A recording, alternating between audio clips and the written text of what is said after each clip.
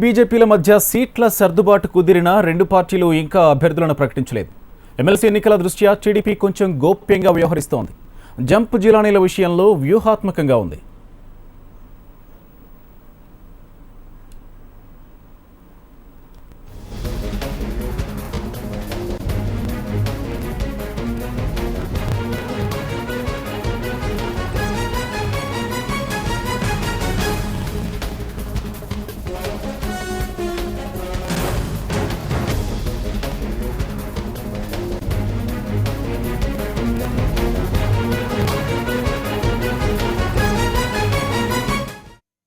TDP అభ్యర్థులకు సంబంధించిన మరింత సమాచారం మా ప్రతినిధి అగస్త్య లైవ్లో అందిస్తారు. అగస్త్య, చెప్పండి, మొత్తంగా ఇంకా 3 గంటల్లో నామినేషన్ల పర్వం ముగియబోతోంది. టీడీపీ ఎలా ముందుకు వెళ్ళబోతోంది?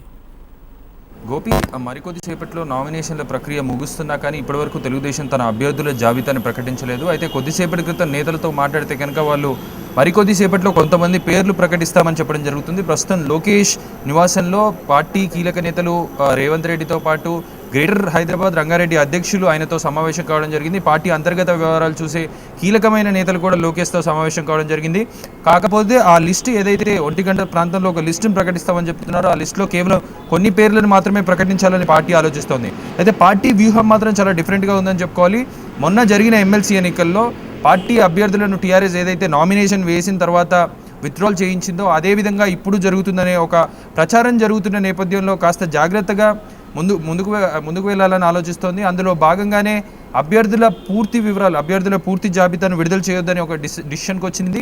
అభ్యర్థులను కేవలం 21వ తారీఖు బీఫామ్కు చివరి తేదీ కావడంతో పార్టీ కార్యాలయానికి సంబంధించిన ఒక వ్యక్తి అభ్యర్థితో నేరుగా వెళ్ళి ఆ బీఫామ్ను అధికారులకు సమర్పించడం జరుగుతుంది. ఇలా చేస్తే కనుక ఎటువంటి అంటే టీఆర్ఎస్ ఎటువంటి ప్రలోభాలు పెట్టినా అభ్యర్థులు నామినేషన్ విత్డ్రాల్ చేసుకునే ప్రసక్తే లేకుండా చేయాలి. 150 మంది టీడీపీ బీజేపీ అభ్యర్థులు పోటీ చేయాలని ఒక ఆలోచనతో వాళ్ళు ముందుకు వెళ్ళడం జరుగుతుంది.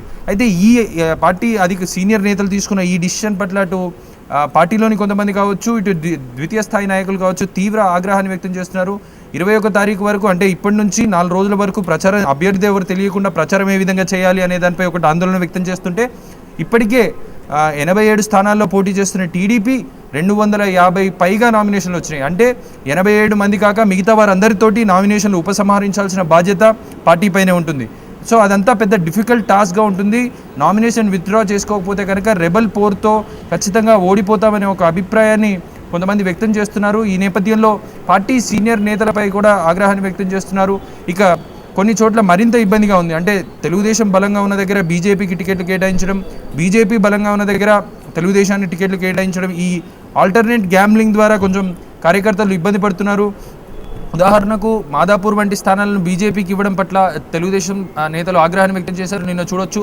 సో ఈ పరిణామాలను దృష్టిలో పెట్టుకొని కూడా జాబితాను విడుదల చేయకపోతే అంటే ఆలస్యం చేస్తూ కేవలం కొంతమంది పేర్లు విడుదల చేస్తేనే ఏవైతే సేఫ్ సైడ్ కాంపిటీషన్ లేని పేర్లు ఏవైతే ఉంటాయో ఆ పేర్లను మాత్రమే జాబితా విడుదల చేస్తే సరిపోతుందని ఆలోచిస్తున్నారు.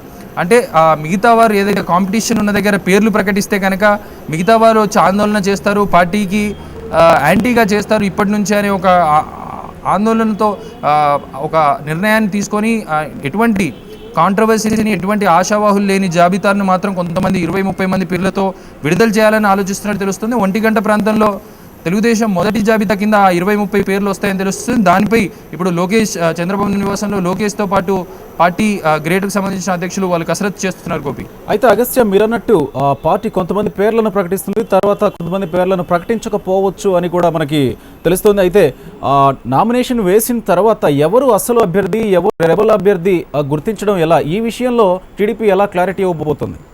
అంటే ఈరోజు సాయంత్రం 3 గంటల వరకు, మీరు చెప్పినట్టు ఈరోజు సాయంత్రం 3 గంటల వరకు నామినేషన్లకు చివరి తేదీ. అయితే ఇప్పటికే పార్టీలో ఎవరైతే ఆశావాళ్ళు ఉన్నారో అందరినీ నామినేషన్ వేసుకోమని చెప్పారు. అయితే ఫర్ ఎగ్జాంపుల్ ఒక డివిజన్ తీసుకుంటే అక్కడ 2-3 నామినేషన్లు వేస్తున్నారు. దాన్ని ఏ ఫామ్ కింద తీసుకోవాలి, ఏ ఫామ్లో వాళ్ళ డీటెయిల్స్ ఫిల్ చేసి వాళ్ళు నామినేషన్ దాఖలు చేస్తారు. అయితే పార్టీ క్యాండిడేట్గా ఈ అభ్యర్థిని ప్రకటిస్తున్నాం అనేది బీ ఫామ్ రూపంలో పార్టీ పంపించాల్సిన ఒక ఫామ్ ఉంటుంది. ఆ ఫామ్ని అభ్యర్థికి ఇస్తే, అభ్యర్థి ఎన్నికల సంఘానికి ఇస్తే ఎలక్షన్ బ్యాలెట్లో పలానా అభ్యర్థి టీడీపీ పార్టీ నుంచి పోటీ చేస్తున్నాడంటూ వస్తుంది. అయితే ఈ బీ ఫామ్ ఇచ్చే తేదీకి 21వ తారీఖు చివరి తారీఖు.